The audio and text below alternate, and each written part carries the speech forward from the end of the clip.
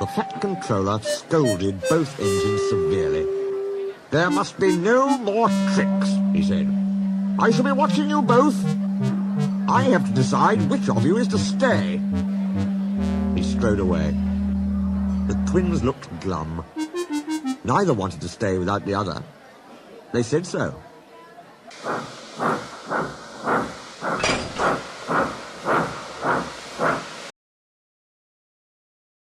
"Then what's to do?" wondered Douglas. "Och," said Donald, "each mun be as good as the other. Then he'll have to keep us both." Their plan was good.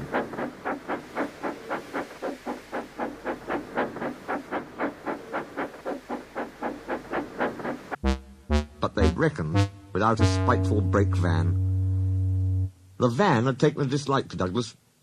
Things always went wrong when he had to take it out. Then his trains were late, and he was blamed. Douglas began to worry.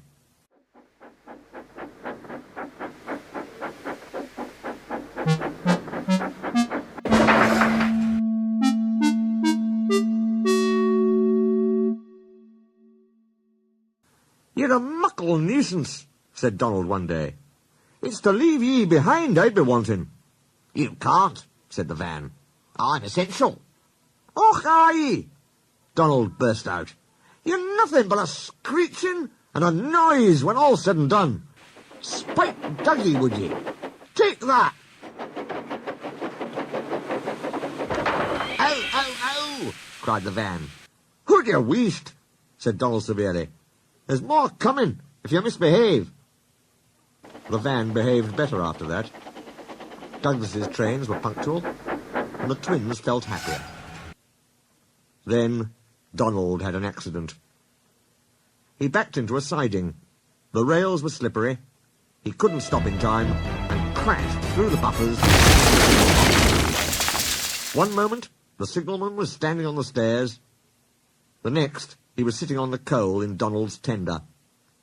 He was most annoyed. "You clumsy great engine," he stormed. "Now you must stay there. You've jammed my points. It serves you right for spoiling my nice new signal box."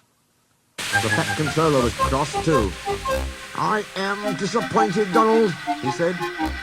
"I did not expect such clumsiness from you. I have decided to send Douglas back and keep you." "I'm sorry, sir."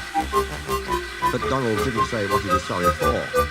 We know, don't we? "I should think so too," went on the Fat Controller indignantly. "You have upset my arrangements. It is most inconvenient. Now James will have to help with the goods work, while you have your tender mended. James won't like that." The Fat Controller was right. James grumbled dreadfully.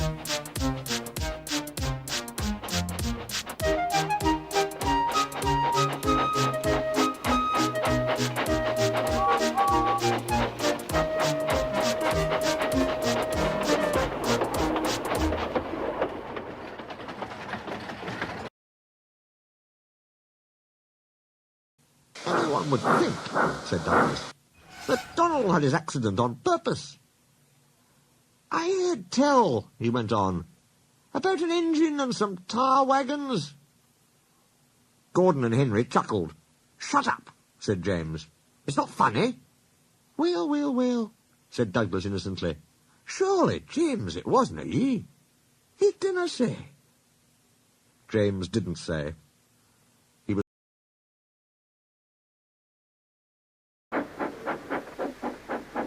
sulky next morning and wouldn't steam properly.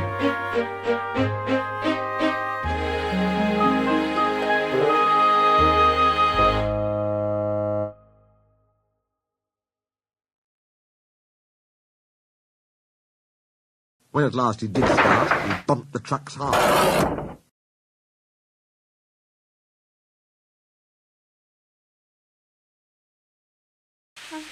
"He's cross," sniggered the spiteful brakeman. "We'll try to make him crosser still." "Hold back," whispered the van to the trucks. "Hold back," giggled the trucks to each other.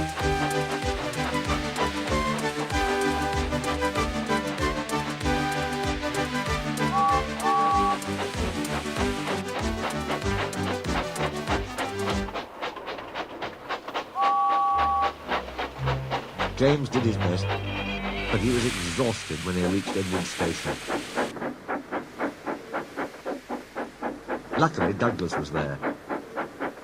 "Help me up the hill, please," panted James. "These trucks are playing tricks." "We'll show 'em," said Douglas grimly. "Come on, come on, come on," puffed James crossly. "Get moving, you! Get moving, you!" puffed Douglas from behind.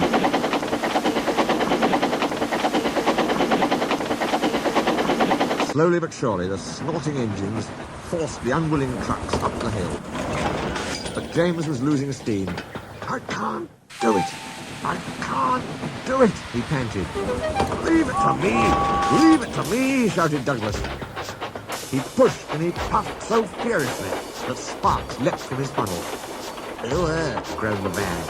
I wish I'd never thought of this." It was squeezed between Douglas and the trucks. Go on, it screamed, but they took no notice. The guard was anxious. "Go steady," he yelled to Douglas. "The van's breaking."